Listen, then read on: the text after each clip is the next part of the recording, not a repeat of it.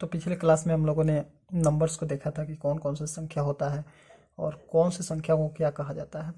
इस क्लास में हम लोग अब शुरू कर रहे हैं डिवाइडर एंड फैक्टर्स। तो उससे पहले कि ये 3 क्वेश्चन जो है बार बार जो एग्जाम में पूछा जा रहा है, तो इस क्वेश्चन को हम लोग कर लेते हैं पहले, उसके बाद में डिवाइडर एंड फैक्टर को देखेंगे। चलिए, फर्स्ट क्वेश्चन जो है 100 तक में कुल कितनी अभाज्य संख्या है। तो देखिए, ये आपको डायरेक्ट याद करना पड़ेगा, इसके लिए कोई कंसेप्ट नहीं है, ये डायरेक्ट आपको याद करना ही पड़ेगा। तो 100 तक में कुल अभाज्य संख्या पूछा जाए तो इसकी संख्या है 25। ठीक है। उसके बाद में नेक्स्ट है 50 तक में कुल कितनी अभाज्य संख्या है। तो 50 तक में अगर पूछा जाए तो इसकी संख्या है 15। और फिर से एक और क्वेश्चन देखिए, 50 से 100 तक में कुल कितनी अभाज्य संख्या है। तो 50 से 100 तक में पूछा जाएगा तो देखिए, 100 तक में कुल कितना है 25 और 50 तक में 15। तो 25 में से 15 को घटा दीजिए, कितना आएगा 10। तो 10 हो गया। तो यह संख्या आपको याद करना है कि 100 तक में कुल कितनी अभाज्य संख्या है तो 25, 50 तक में कुल कितनी अभाज्य संख्या है तो 15, 50 से 100 के बीच में कुल कितना अभाज्य संख्या है तो 10। अब आइए, अब हम लोग अपना अगला क्वेश्चन देखते हैं कि 150 के सभी गुणनखंडों की संख्या निकालें। तो देखिए, इस प्रकार की अगर क्वेश्चन रहेगा 150 की सभी गुणनखंडों की संख्या निकालें, तो 150 पहले इसको हम अभाज्य गुणनखंड में तोड़ देंगे। कुछ कहे या ना कहे क्वेश्चन में, हमें क्या करना है, इसको अभाज्य गुणनखंड में तोड़ देना है। तो आइए, 2 से 75, फिर अब कितना से जाएगा 3 से 25 दिया 75, 25, 5 से 5, कितना आया टोटल को लिख दीजिए, 2 गुना 3 गुना 5, तो 5 आया। तो 5 का यहाँ 5 का स्क्वायर हो जाएगा, तो स्क्वायर हो गया। इसका पावर कितना 1, इसका पावर हो। अब क्या करना है, सबके पावर में एक एक जोड़ देना है, सबके पावर में एक जोड़ देना, 1 + 1 गुना 1 + 1 गुना 2 + 1 हो गया। अब टोटल को लिख दीजिए, 2 गुना 2 गुना 3, 2 दूना 4, 4 तिहाई 12। तो कुल कितना कितना गुणनखंडों की संख्या हो गया 12। ये आपका आंसर हो गया, ये आपका यहाँ पे आंसर हो गया। बस ऐसे ही निकालना है, बिल्कुल आसान है, और कुछ नहीं करना है, इस तरह से निकालना है। जैसे देखिए, एक और अगर क्वेश्चन लिया जाए, इस प्रकार से अगर क्वेश्चन ले कि 360 की कुल भाजकों की संख्या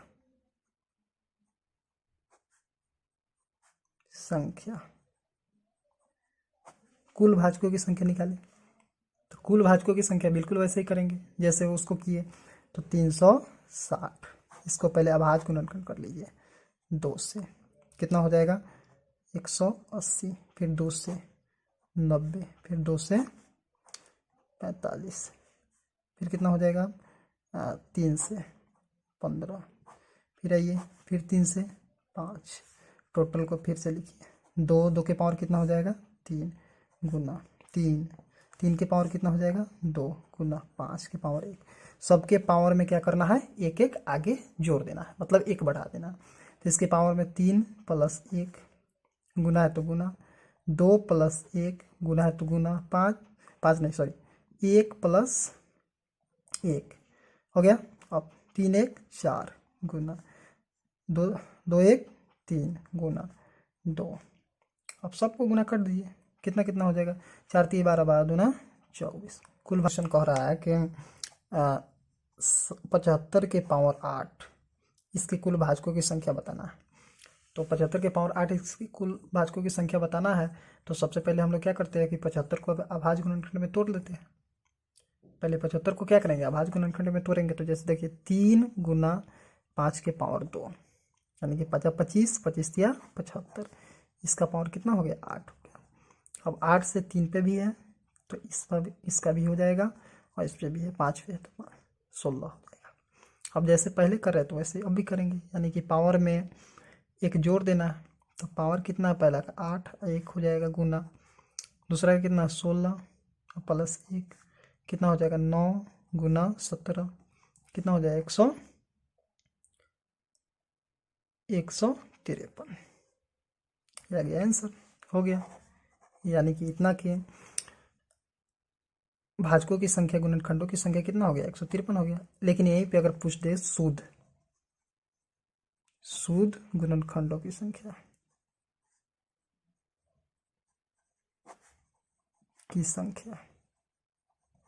अगर इस प्रकार से क्वेश्चन में पूछ दे शुद्ध गुणनखंडों की संख्या, तो देखिए मान लीजिए एक एग्जाम्पल के तौर पे हम लोग समझते हैं कि अगर 12 है तो 12 के गुणनखंड कितने हैं, 1 2 3 4 6 एक 12।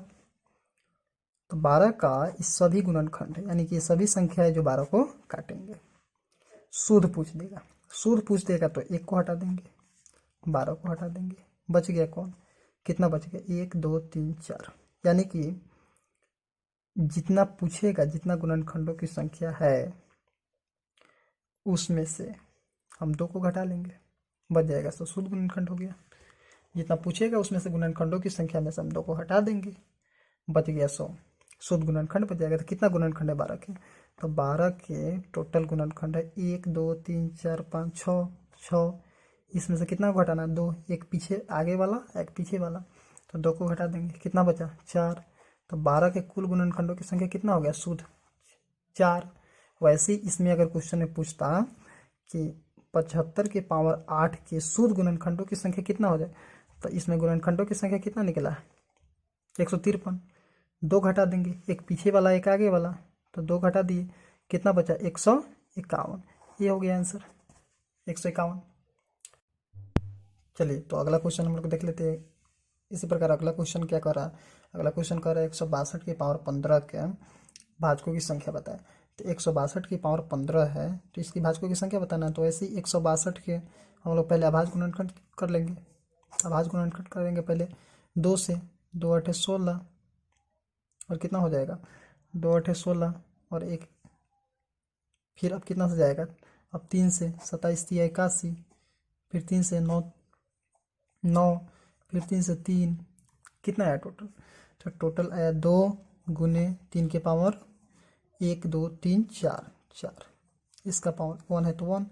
अब फिर गुणनखंडों की संख्या पूछा है तो 1 जोड़ देंगे, और देखिए यहाँ पे कितना था, पावर 15 है तो पावर 15 कर दिए, और फिर गुना किया, तो गुना करने पर 2 के पावर 15 गुना 3 के पावर 15 चुका 60 हो गया। फिर आगे बढ़ाएंगे, अब गुणनखंडों की संख्या पूछा तो 1 बढ़ा देंगे, प्लस 60 प्लस 1, ये कितना आएगा 16 गुना 61। जब इसको गुना करेंगे 16 और 61 को, तो 16 और 61 को गुना करेंगे तो कितना आएगा, गुना कीजिए, तो इधर रफली कर लेते हैं साइड में, 16 61, 6 के 6 और 7 और 9, कितना आया 976। चलिए तो फिर इस प्रकार ही अगला क्वेश्चन है 35 के पावर 5 और 21 के पावर 6 इसकी भाजकों की संख्या बताएं।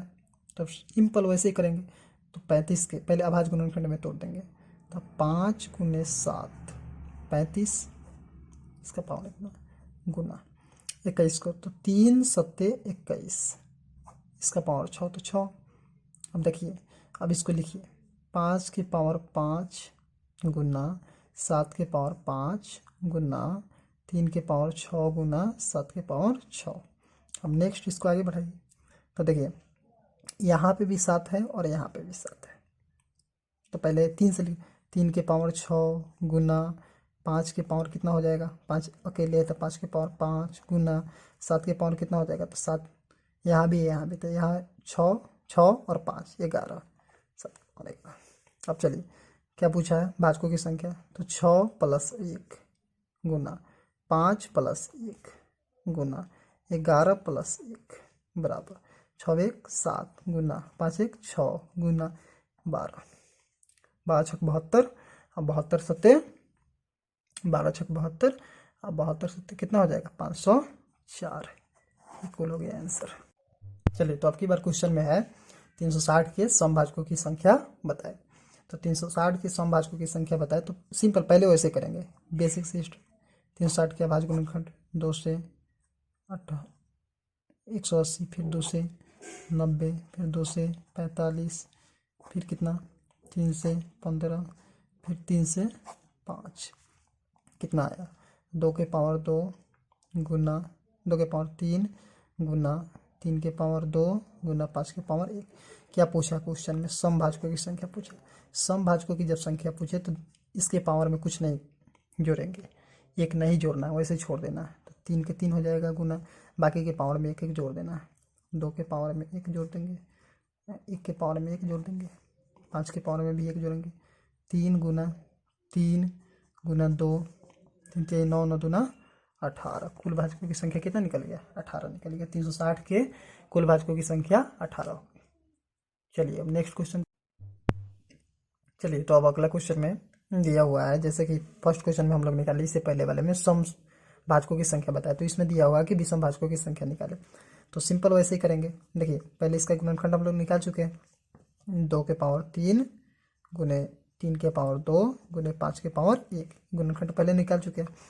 तो जब विषम संख्या पूछी, ये विषम भाजकों की संख्या पूछेगा तो उसमें हम 2 वाला को काउंट करेंगे ही नहीं, छोड़ देंगे। देखिए फर्स्ट वाले में हम लोग उसके पावर को छोड़े थे, इसमें जो 2 वाला है उसको हम छोड़ देंगे। जो 2 का पावर है उसको बिल्कुल नहीं गिनेंगे, बाकी सब में एक जोड़ देंगे। तो यहाँ पे 3 के पावर कितना है? 2 है, बाकी 5 के पावर 1 है। तो इसमें 3 के पावर 2 में एक जोड़ देना है, गुना 5 के पावर 1 है तो उसमें भी एक जोड़ देना है। बराबर में अब क्या हो जाएगा? तो बराबर में होगा 3 गुना 2 बराबर 6। ये हो गया आपका आंसर। यानी कि 360 के विषम भाजकों का संख्या पूछे तो 6 और सम भाजकों की संख्या पूछे तो 18। चलिए अब अगला, अगर यहीं पे अगर पूछ देगा कि 360 के कुल भाजकों की संख्या बताए, तो कुल भाजकों की संख्या अगर पूछ दे तो सम भाजकों की संख्या कितना निकला है? 18 प्लस विषम भाजकों की संख्या कितना निकला है? 6 बराबर 18 6 24। कुल भाजकों की संख्या कितना हो गया? 24 आंसर। बस चलिए नेक्स्ट क्वेश्चन देखते हैं।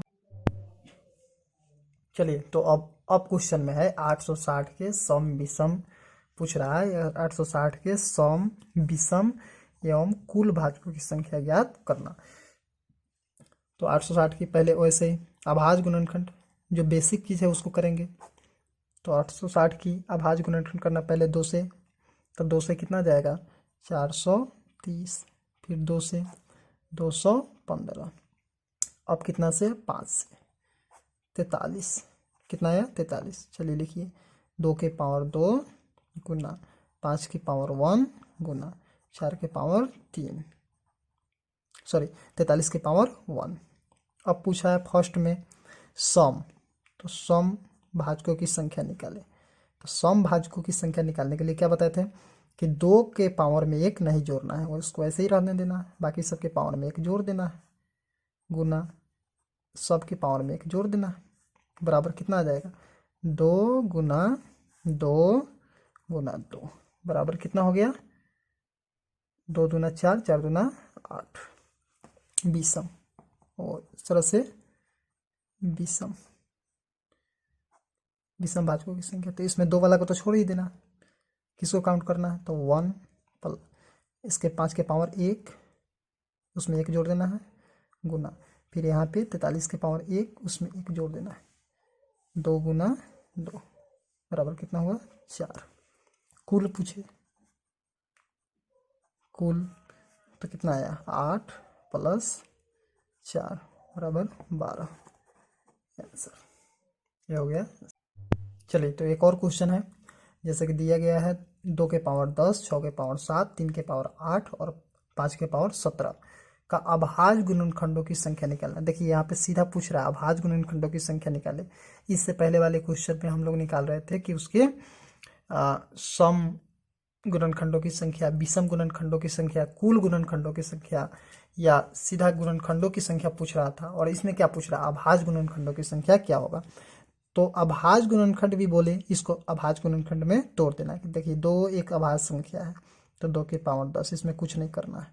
6 को अभाज्य में तोड़ेंगे, 2 तिहाई 6, इसका भी पावर 7 और इसका भी पावर 7, गुना 3 खुद अभाज्य है तो उसको ऐसे ही रहने देंगे, 5 तो है ही, तो 5 को भी छोड़ देंगे। अब जोड़िए, सबके पावर को जोड़िए। 10 प्लस 7 प्लस 7 प्लस 8 प्लस 17 बराबर कितना हो जाएगा? 7 7 14 10, 24 8 32 17 49। कुल गुणनखंडों की अभाज्य गुणनखंडों की संख्या कितना हो गया? 49 हो गया। बस हो गया क्लियर। इस प्रकार से एक और क्वेश्चन अगर ले लिया जाए, अगर ऐसे ही एक और क्वेश्चन ले लिया जाए कि मान लीजिए, सोचिए कि 6 के पावर 10 और फिर क्या ले ले 7 के पावर ऐसे 17 और गुना 11 के पावर 27। इसमें अगर पूछ लिया जाए ऐसे कि अभाज्य गुणनखंडों की संख्या बताए, इसके अगर अभाज्य गुणनखंडों की संख्या पूछेगा तो क्या करेंगे? तो 2 गुने 3, 6 को पहले तोड़ेंगे, इसका भी पावर 10 इसका भी पावर 10, गुने 7 है तो ये तो खुद अभाज्य है, 11 है ये भी अभाज्य है, तो इसको ऐसे ही रहने देंगे। फिर बराबर पे अब क्या करना है? इसमें पावर में एक नहीं जोड़ना है, क्योंकि यहाँ पे अभाज्य गुणनखंडों की संख्या पूछा है, गुणनखंडों की संख्या नहीं पूछ रहा है, नहीं सम विषम पूछ रहा है, सिर्फ पूछ रहा है अभाज्य गुणनखंडों की संख्या, तो इसके पावर में एक को नहीं जोड़ना है। अब 10 10, अब जोड़िए, सबके पावर को जोड़िए। 10 10 20 20 और 10 30 7 27 और 27 कितना होगा? 54। कितना हो जाएगा? 54। ये आपका आंसर हो गया। एक बार और जोड़ लीजिए, 10 और 10 20, 20 10 30 और 30 10 कितना हो गया? 37 और 37 और 27 64 हो गया, सॉरी 64 आंसर। चलिए ऐसे ही अगर पूछ ले, फिर से क्वेश्चन में अगर पूछ ले कि देखिए हैंड राइटिंग थोड़ी ख़राब हो सकती है, वीडियो क्वालिटी थोड़ा मैनेज कर लीजिएगा। 500, देखिए जो कॉन्सेप्ट है कॉन्सेप्ट को समझिए। अगर 540 का पूछ लिया जाए तो 540 को क्या करेंगे?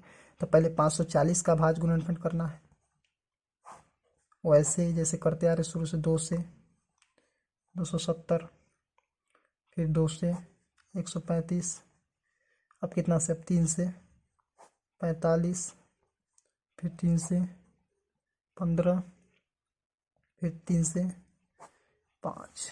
अब लिखिए 2 के पावर 2 गुना 3 के पावर 3 हो गया। अब बचा कितना? 5 के पावर 1। क्या पूछा है?